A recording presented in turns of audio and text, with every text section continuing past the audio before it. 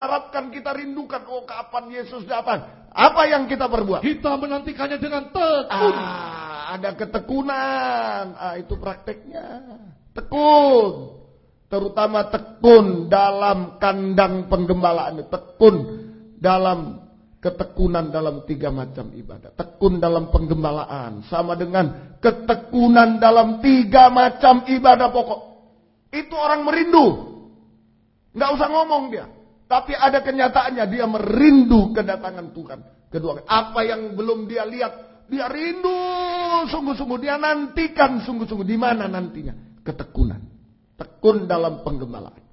Sama dengan ketekunan dalam 3 macam ibadah pokok. Tekun dalam penggembalaan sama dengan ketekunan dalam 3 macam ibadah pokok. Pelita emas, itu ruangan suci. 3 macam ibadah pokok, 3 macam alat tuh. Pelita emas sama dengan ketekunan dalam ibadah raya, kebaktian umum, ibadah raya hari Minggu di sini.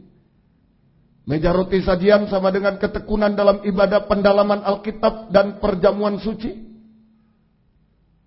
Mezbah dupa emas ketekunan dalam ibadah doa penyembahan hari Selasa. Yang meja roti hari Kamis semacam. Tekun.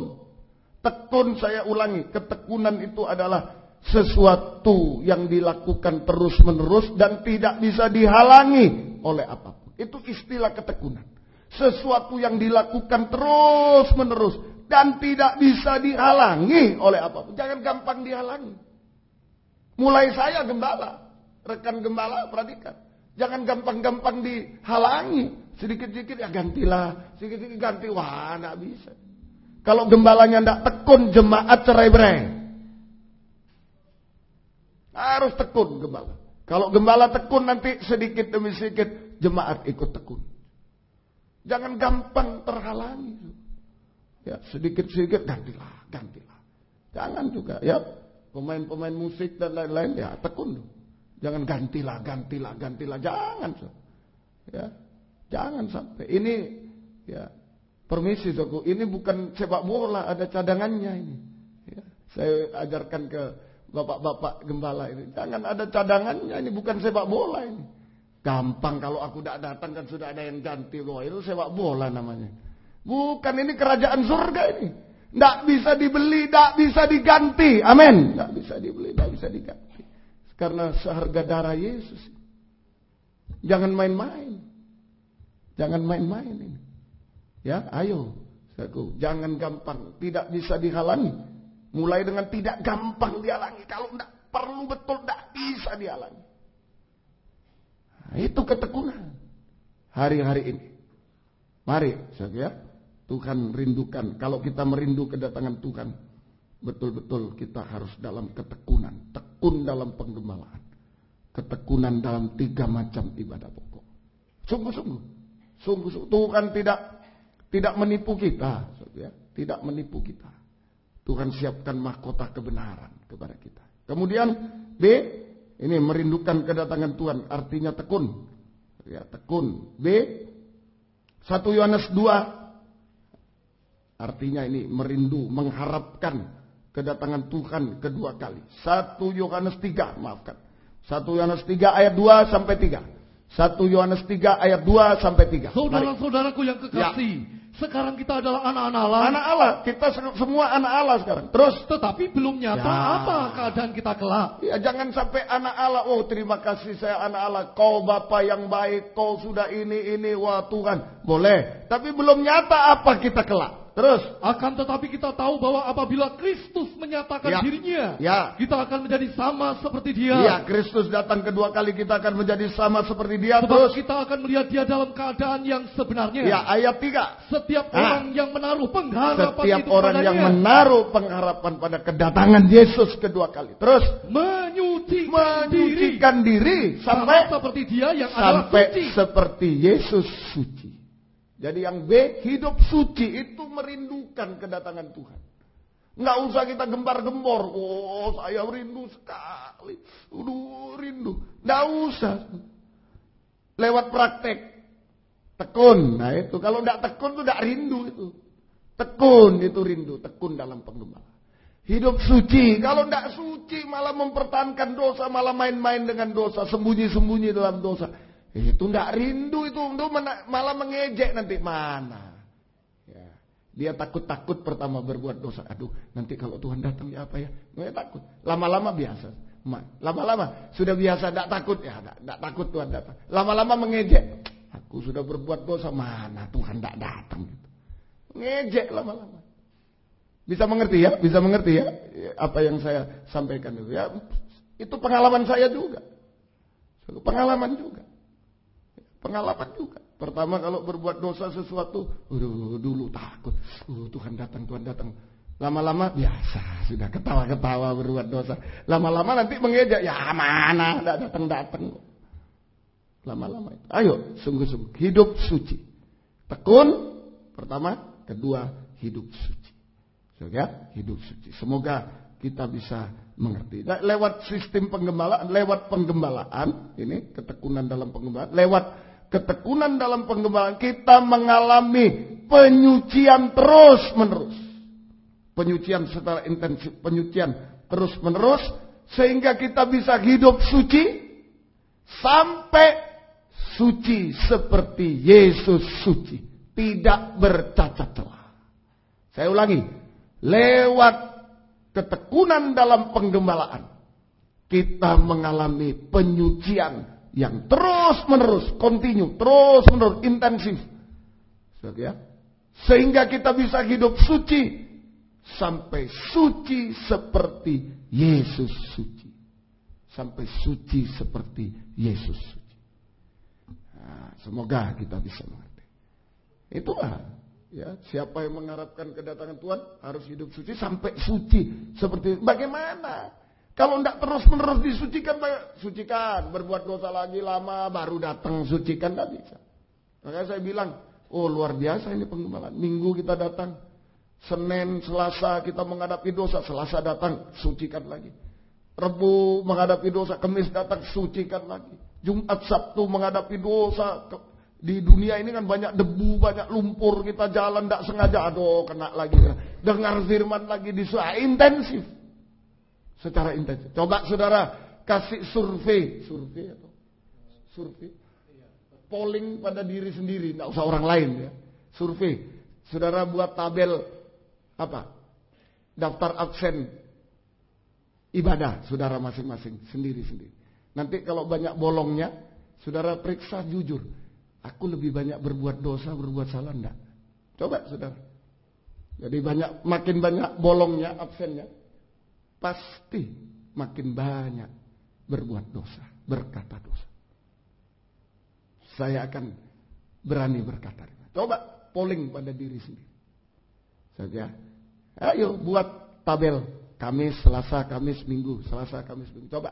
Makin banyak bolongnya, makin banyak absennya, makin banyak dosa itu masuk lewat pikiran, lewat perbuatan, perkataan. Pasti makin banyak masuk. Nah ini sebab yang bisa mengerem kita untuk tidak berbuat dosa, kuasa firman. Amin, saudara. Hanya itu. Nggak bisa. Sungguh-sungguh. Ayo kita disucikan secara intensif sampai suci seperti Yesus suci. Tidak bercela. Itu ditampilkan dalam Wahyu 12 ayat 1. Mari. Kalau sudah suci seperti Yesus suci, ini ditampilkan dalam Wahyu 12 ayat 1. Maka tampaklah suatu tanda besar di langit. Seorang perempuan berselubungkan matahari. Ya, tiga benda terang. Ini 3 macam ibadah itu. Penyucian 3 macam ibadah. Matahari itu dari doa penyembahan. Nah, kita disucikan sampai ada terang matahari. Terus dengan bulan di bawah bulan, Bible study, pendalaman Alkitab dan perjamuan suci ini bulan, sinar bulan terus disucikan, disinari sinar bulan. Terus dan sebuah mahkota dari 12 bintang. Itu kebaktian umum. Ibadah raya itu bintang-bintang disucikan sampai ditampilkan perempuan dengan matahari, bulan, bintang. Tidak ada gelap sedikit pun. Tidak bercacat celah, sempurna. Tidak bercacat celah, suci seperti Yesus suci. Suci seperti Yesus suci. Nah ini orang yang betul-betul tekun. Ya, tekun dalam penggembalaan, suci, tekun, suci. Nanti ditampilkan dalam Wahyu 12 ayat 1. Nah, dia ini yang mendapat sayap burung nasar untuk nanti disingkirkan dari aniaya antikris. Wahyu 12:14. Mari. Kepada perempuan itu diberikan kedua sayap dari burung nasar yang besar. Diberi sayap dari kedua burung nasar. Kedua sayap dari burung nasar yang besar, supaya ia terbang ke tempatnya di padang gurun, di mana ia dipelihara jauh dari tempat ular itu selama 1 masa, 1 tahun dan 2 masa, 2 tahun, 3 tahun, setengah masa, dan setengah tahun, 3,5 tahun. Ini saja. Jadi gereja Tuhan yang tiada bercacat celah, perempuan dengan matahari bulan bintang diberi sayap burung nasar untuk disingkirkan ke padang gurun, jauh dari mata antikris selama 3,5 tahun. Nggak ada waktu itu. Ijazah dan lain-lain tidak berguna. Sekalipun kekuatan kita kecil, tapi kalau tekun, disucikan, kita bisa mendapat perlindungan Tuhan. Disingkirkan dengan 2 sayap burung nasar. Ini perlindungan Tuhan dengan 2 sayap burung nasar. Disingkirkan dari pencobaan-pencobaan di dunia ini. Ya. Dari mara bahaya celaka di dunia ini disingkirkan sampai pencobaan terakhir yang terbesar, antikris, kita disingkirkan. Coba Wahyu 3 tadi jemaat Philadelphia tidak ada kekuatan apa-apa. Ya, saya bukan bicara tidak boleh ijazah, boleh, terserah. Sampai pun yang tidak punya kekuatan apapun, kalau mau tekun, disucikan, dia punya kekuatan 2 sayap burung nasar yang besar. Untuk menyingkirkan dia. Mulai sekarang. Melindungi dia. Perlindungan. Dari pencobaan-pencobaan di dunia. Dari celaka mara bahaya di dunia. Sampai melindungi dia dari antikris. Di dalam Wahyu 3 Pak. Ayat selanjutnya. Ayat yang ke-10. Ya. Karena engkau menuruti firman-Ku untuk tekun menantikan akulah. Ketekunan. Tekun menanti aku. Terus.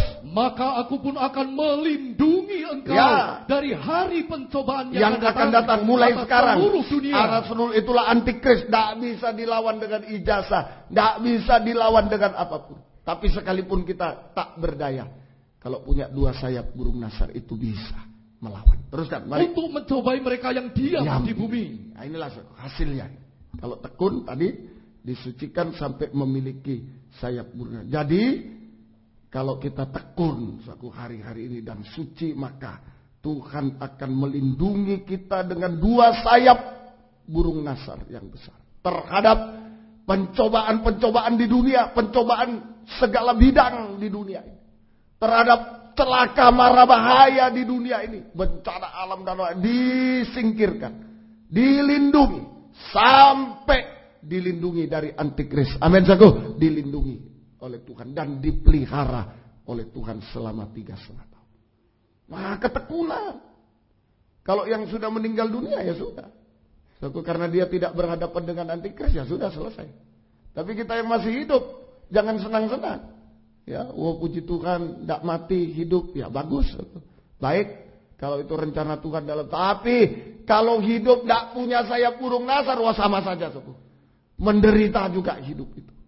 Harus tekun. Kalau yang masih hidup kita sampai hari ini, harus tekun. Siapa tahu Tuhan memberi panjang umur sampai zaman antikris, sampai Tuhan datanglah. Jangan pikir-pikir, wah tidak perlu sayap saya. Kalau Tuhan kasih panjang umur, harus memiliki sayap. Antik, untuk menyingkirkan dari antikris. Ayo, ini hasilnya. Perlindungan Tuhan. Kalau kita tekun suci untuk menanti kedatangan Tuhan, maka Tuhan melindungi kita dengan kekuatan 2 sayap burung nasar terhadap pencobaan-pencobaan segala bidang di dunia. Terhadap mara bahaya celaka di dunia ini. Sampai terhadap antikris yang akan berkuasa 3,5 tahun di dunia. Kita disingkirkan ke padang gurun. Selama 3,5 tahun dipelihara oleh Tuhan. Ini perlindungan. Luar biasa.